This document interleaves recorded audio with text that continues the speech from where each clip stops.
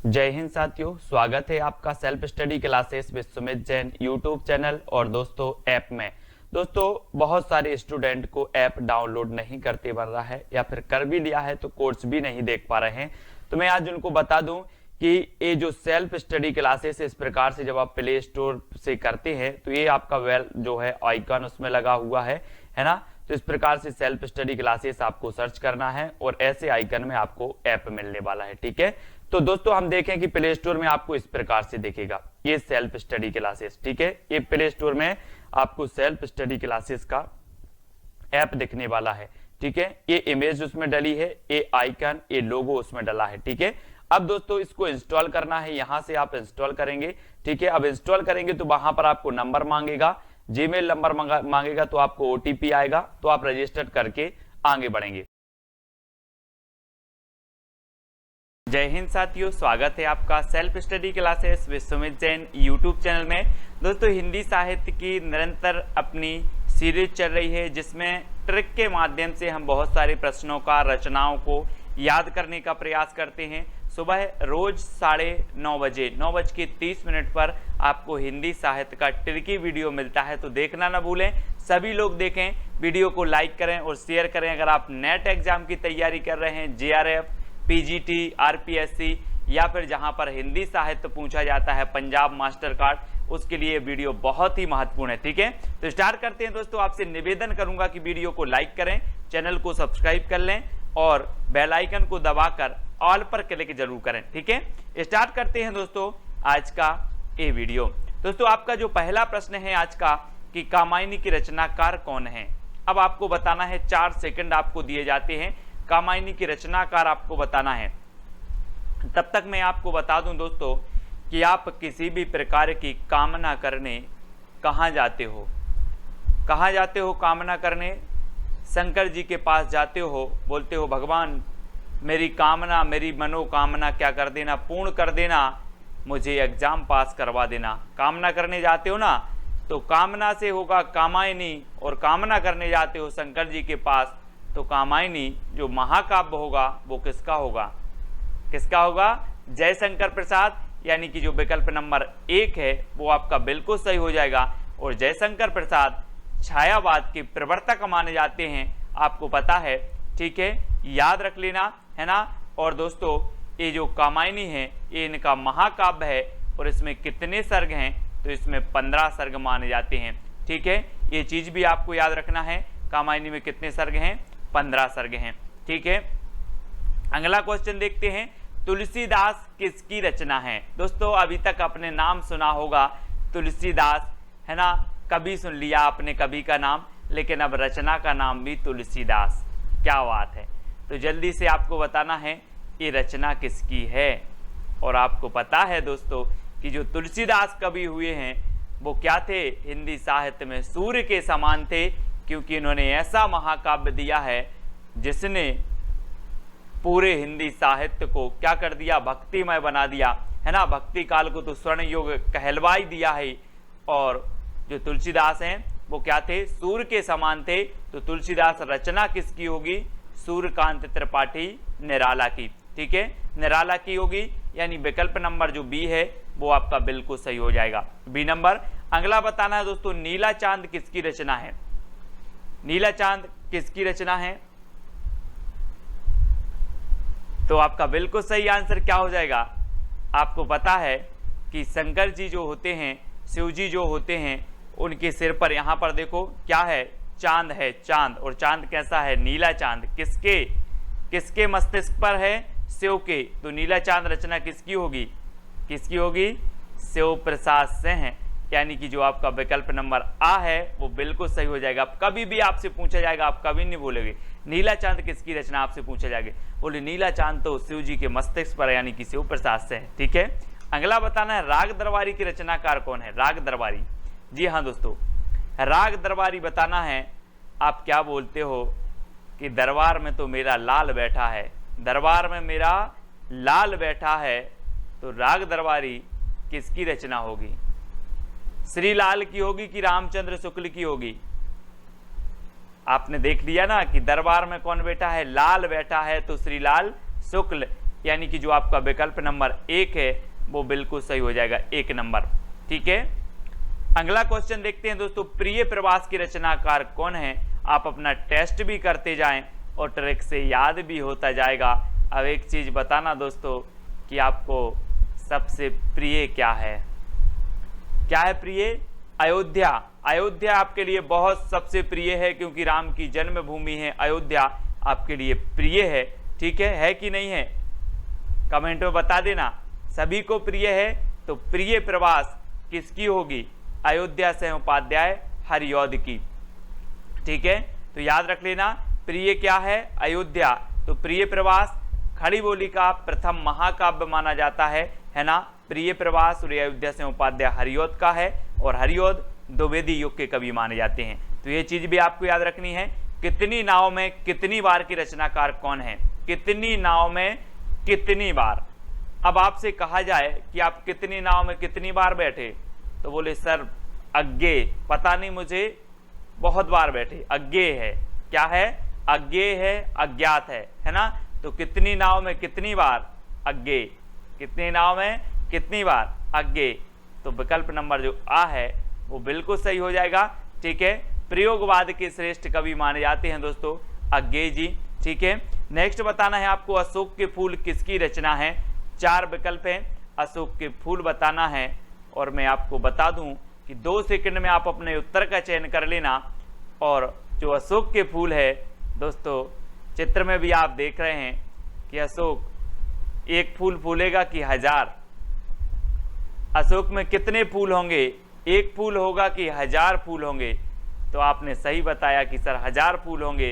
तो अशोक के फूल रचना किसकी हो जाएगी? किसकी होगी? 1000 फूल होंगे तो हजारी प्रसाद द्विवेदी, यानी कि जो विकल्प नंबर आपका आ है वो बिल्कुल सही हो जाएगा। ठीक है, अब अगला बताना है दोस्तों, जूही की कली रचनाकार कौन है? जूही की कली के रचनाकार, ये दोस्तों प्रथम छंद मुक्त रचना मानी जाती है। ठीक है, और जब जूही की कली है, जूही की कली है, तो ये कली कैसी होगी? निराली ही होगी, है ना? निराली ही कली होगी, छंद मुक्त रचना है, और ये जूही की कली निराला जी की रचना, क्योंकि ये कली कैसी है? निराली, तो निराला जी की रचना है। आ नंबर आपका बिल्कुल सही होगा। ठीक है, ये क्रांतिकारी कवि कहे जाते हैं दोस्तों। छायावाद के 4 आधार स्तंभों में प्रमुख स्थान रखते हैं निराला जी। सूर्यकांत त्रिपाठी निराला, तुलसीदास, इनकी रचना हम पढ़ चुके हैं पहले। नदी के दीप रचना किसकी बताना है दोस्तों? हमने पढ़ा था पहले कि कितनी नाव में कितनी बार, आपने बताया सर अज्ञेय। अब मैं पूछ रहा हूं आपसे कि नदी में कितने दीप होते हैं? नदी में कितने दीप होंगे? तब भी आप बोलोगे सर मुझे नहीं पता, अज्ञेय, है ना? अज्ञेय। तो नदी के दीप रचना किसकी होगी? अज्ञेय। ठीक है, अज्ञेय याद रखना। अज्ञेय को सिर्फ अज्ञेय से करना है, ज्ञात नहीं, है ना? एक आती है इनकी रचना कोठरी की बात, कोठरी की बात अज्ञेय। तो नदी के दीप अज्ञेय, यानी आ नंबर आपका बिल्कुल सही होगा। नेक्स्ट है, माटी की मूर्तें किसकी रचना है दोस्तों? माटी की मूर्तें आपने देखा होगा दोस्तों कि वृक्षों के नीचे माटी की मूर्तें रखी रहती हैं, उसकी हम पूजन करते हैं। रखी रहती कि नहीं? वृक्ष के नीचे माटी की मूर्तें रखी हैं, उसकी पूजन करते हैं। तो माटी की मूर्तें जो रचना है वो किसकी हो जाएगी? किसकी होगी? वृक्ष के नीचे रखी हैं, तो राम वृक्ष बेनीपुरी, यानी कि जो आपका आ नंबर है वो बिल्कुल सही होगा। आ नंबर, ठीक है, वृक्ष के नीचे माटी की मूर्तें रखी हैं, तो माटी की मूर्तें राम वृक्ष बेनीपुरी। निशा निमंत्रण की रचनाकार कौन है दोस्तों? निशा निमंत्रण बताना है। 4 विकल्प हैं और 4 का उत्तर आपका क्या हो जाएगा? जल्दी बताना। निशा मतलब आपकी होती है क्या? रात्रि, शाम के समय आप क्या करोगे? क्या करोगे? बच्चों का निमंत्रण आपको करना है, बच्चन का निमंत्रण कर लो। बोले शाम के समय, निशा के समय बच्चन का निमंत्रण कर लो, बच्चों का निमंत्रण कर लो। तो निशा निमंत्रण के रचनाकार कौन होंगे? हरिवंश राय बच्चन। हरिवंश राय बच्चन, यानी कि जो 1 नंबर है वो आपका बिल्कुल सही हो जाएगा। ठीक है, आ नंबर। नेक्स्ट बताना है दोस्तों, गुनाहों का देवता किसकी रचना है? गुनाहों का देवता, यानी कि गुनाहों का देवता इतने गुनाह किए, इतने गुनाह किए कि वो क्या बन गया? गुनाहों का देवता बन गया। अब जब देवता बन गया दोस्तों, तो वो काय की शरण में आएगा? काय की शरण में आएगा, जब आदमी बहुत सारे गुनाह कर लेता है तो फिर बोलता है यार कि अब तो धर्म की शरण में जाएं, धर्म की शरण में जाया जाए। तो गुनाहों का देवता की रचनाकार कौन होंगे? कौन होंगे? धर्मवीर भारती, यानी कि जो 1 नंबर है वो आपका बिल्कुल सही हो जाएगा, आ नंबर। ठीक है, अगला क्वेश्चन देखते हैं दोस्तों। सखाराम बाइंडर, सखाराम बाइंडर की रचयिता कौन है? सखाराम बाइंडर, और 4 विकल्प हैं, 2 सेकंड में आप अपना उत्तर बताएंगे। और दोस्तों आपको पता है कि जो तेंदुलकर साहब थे, सचिन तेंदुलकर साहब थे, जब तक वो खेलते थे क्रिकेट टीम में, अपने सारे सभी साथियों को बिल्कुल सखा की तरह रहते थे। कैसे रहते थे? सखा की तरह रखते थे। कौन? तेंदुलकर। तेंदुलकर रखते थे किसको? सभी टीम के खिलाड़ियों को सखा की तरह। तो सखाराम बाइंडर किसकी होगी? विजय तेंदुलकर, क्योंकि तेंदुलकर रखते थे सखा की तरह, है ना। इस प्रकार से याद कर लेंगे। आ नंबर आपका बिल्कुल सही हो जाएगा, आ नंबर। ठीक है, अगला बताना है दोस्तों, आपका बंटी की रचयिता कौन है? आपका बंटी, आपका बंटी कहाँ गया है? भंडारे में गया है। आपका बंटी कहाँ गया है? भंडारे में गया है। तो आपका बंटी की रचयिता कौन होंगे? कौन होंगे? मन्नू भंडारी। कौन होंगे? मन्नू भंडारी। आपका बंटी भंडारे में गया है तो मन्नू भंडारी, यानी कि जो आपका आ नंबर है वो बिल्कुल सही हो जाएगा, मन्नू भंडारी। आपका बंटी, इनकी रचना है। संस्कृति के 4 अध्याय की रचयिता कौन है? संस्कृति के 4 अध्याय। दोस्तों एक चीज बताना, संस्कृति के 4 अध्याय या फिर संस्कृत के 4 अध्याय, और संस्कृत के 4 अध्याय हमें रात में नहीं पढ़ना है। कब पढ़ना है? दिन में पढ़ना है। संस्कृत के 4 अध्याय दिन में पढ़ना है। तो ये रचना किसकी हो जाएगी?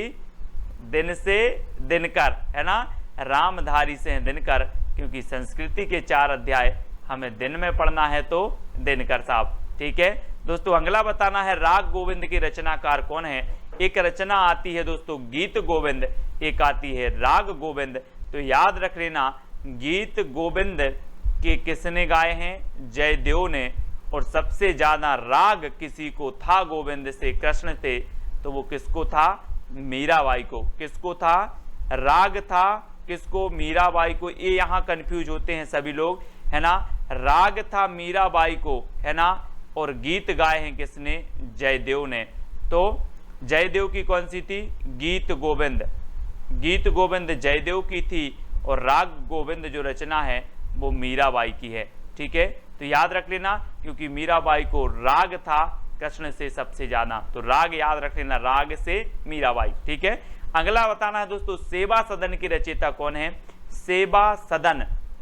अब एक चीज बताना दोस्तों, आप जिससे ज्यादा प्रेम करते हो उसी की सेवा करोगे, है ना, कि नहीं करोगे?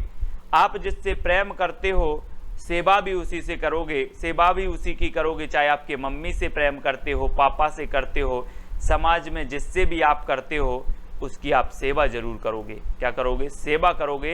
ये सेवा सदन उपन्यास है। सेवा सदन, कर्म भूमि, गबन गोदान, है ना, निर्मला, ये सारी की सारी रचनाएं, है ना, किसकी हैं? प्रेमचंद जी के उपन्यास हैं। इनको याद रखेंगे। प्रेमचंद जी, आ नंबर बिल्कुल सही हो जाएगा। अब आपको बताना है सबा सिर गेहूं कहानी किसकी है? सबा सिर गेहूं दोस्तों, अगर आप किसी से प्रेम से मांगोगे, प्रेम से मांगोगे कि सबा सिर गेहूं दे दो, तो आपको सवा सिर गेहूं मिल जाएंगे। लड़कर झगड़कर मांगोगे तो सवा सिर गेहूं नहीं मिलेंगे। इसलिए प्रेम से मांगना कि सवा सिर गेहूं दे दो तो मिल जाएंगे। तो सवा सिर गेहूं का कैसे मांगना है? प्रेम से मांगना है। तो सवा सिर गेहूं कहानी किसकी होगी? प्रेमचंद, यानी कि जो विकल्प नंबर आपका आ है वो बिल्कुल सही हो जाएगा, प्रेमचंद जी की हो जाएगी। नेक्स्ट है दोस्तों वैदेही वनवास। वैदेही वनवास ये किसकी रचना है? हमने पढ़ा था दोस्तों कि श्रीलाल शुक्ल, श्रीलाल शुक्ल की जो रचना थी वो कौन सी थी? राग दरबारी। राग दरबारी श्रीलाल शुक्ल की थी। अब वैदेही वनवास, तो किसको हुआ था वनवास? अयोध्या के राजा राम को क्या हुआ था? वनवास हुआ था। तो वैदेही वनवास किसकी रचना होगी? अब वनवास तो आ रहा है, सीधा सीधा है कि वनवास हुआ था अयोध्या के राजा राम को, तो वैदेही वनवास किसकी रचना होगी? अयोध्या से उपाध्याय हरिऔध की। द्विवेदी युग के श्रेष्ठ कवि हैं दोस्तों प्रिय प्रवास, इनका एक महाकाव्य है, वो भी खड़ी बोली का है और हिंदी का खड़ी बोली का प्रथम महाकाव्य प्रिय प्रवास हरिऔध जी का। याद रखेंगे महावीर प्रसाद द्विवेदी के नाम पर द्विवेदी जी का द्विवेदी युग का नाम पड़ा था, तो ये भी याद रखना है। ठीक है, भीष्म साहिनी की एक रचना है दोस्तों तमस, तमस याद रख लेना, भीष्म साहिनी की एक रचना तमस है। सुमित्रानंदन पंत, इनकी अगर बात करें दोस्तों तो ये छायावाद के आधार स्तंभों में से एक माने जाते हैं सुमित्रानंदन पंत जी। अगला बताना है चित्रलेखा किसकी रचना है। चित्रलेखा जल्दी से बताना है दोस्तों, जब आप पढ़ाई करते हो और आप पुस्तक लेते हो, आप रजिस्टर लेते हो, नोट्स बनाते हो, तो सबसे पहले पृष्ठ पर किसका चित्र होना चाहिए? भगवती का। किसका? भगवती का। बोले हमने चित्र का लेखा किया है पहले पृष्ठ पर, तो किसका होना चाहिए? भगवती का। तो चित्रलेखा रचना किसकी हो जाएगी?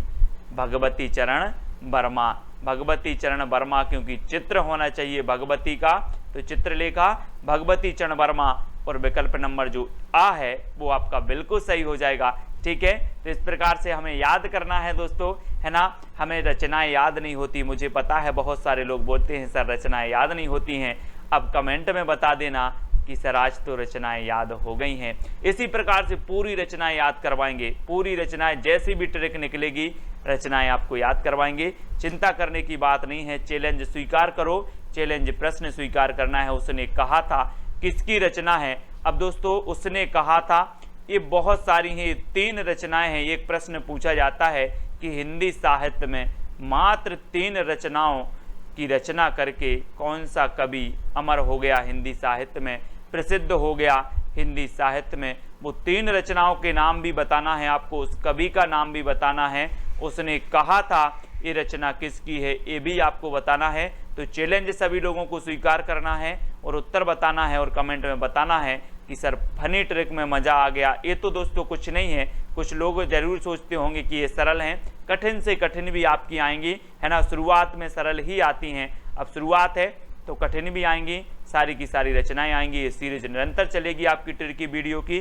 तो आपको नेक्स्ट पिछले वीडियो का आपका प्रश्न है हिंदी का प्रथम महाकाव्य कौन सा है, तो हिंदी का प्रथम महाकाव्य मैं आपको बता देता हूं, है ना, क्योंकि पिछले चैलेंज में मैंने आपसे पूछा था। और पृथ्वीराज रासो ये हिंदी का प्रथम महाकाव्य है दोस्तों, और पृथ्वी का उपग्रह है चंद्रमा। तो पृथ्वीराज रासो के जो कवि हो जाएंगे वो कौन हो जाएंगे? चंद्र बरदाई। इसलिए चंद्र बरदाई को हिंदी का प्रथम महाकवि भी माना जाता है। तो सभी लोग याद रखेंगे। इसी प्रकार से सारी की सारी चीजें, पंक्तियां भी आपको याद करवाएंगे, है ना, आपको क्रमबद्ध कवि भी याद करवाएंगे, चिंता न करें। आपको पंक्तियां याद करवाएंगे, आपको पात्र याद करवाएंगे, सब कुछ याद करवाएंगे, याद होंगी, फनी ट्रिक से होंगी दोस्तों। सिर्फ बने रहना है, वीडियो को लाइक करना है, चैनल को सब्सक्राइब कर लेना, बेल आइकन को दबाना। ग्रुप से जुड़ना है तो 9098609291 ये हिंदी साहित्य का ग्रुप के लिए आपको नंबर दिया है।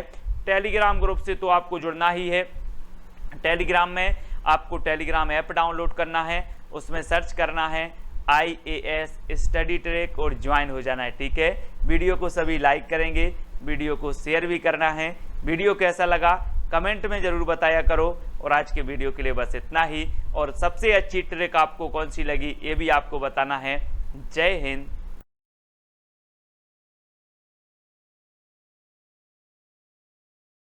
जय हिंद साथियों, स्वागत है आपका self study classes with Sumit Jain YouTube channel और दोस्तों ऐप में।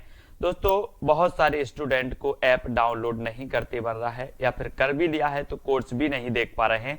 तो मैं आज उनको बता दूं कि ये जो सेल्फ स्टडी क्लासेस इस प्रकार से जब आप प्ले स्टोर से करते हैं तो ये आपका वेल जो है आइकन उसमें लगा हुआ है ना। तो इस प्रकार से सेल्फ स्टडी क्लासेस आपको सर्च करना है और ऐसे आइकन में आपको ऐप मिलने वाला है। ठीक है, तो दोस्तों हम देखें कि प्ले स्टोर में आपको इस प्रकार से दिखेगा ये सेल्फ स्टडी क्लासेस। ठीक है, ये प्ले स्टोर में आपको सेल्फ स्टडी क्लासेस का ऐप दिखने वाला है। ठीक है, ये इमेज उसमें डली है, ये आइकन, ये लोगो उसमें डला है। ठीक है, अब दोस्तों इसको इंस्टॉल करना है, यहां से आप इंस्टॉल करेंगे।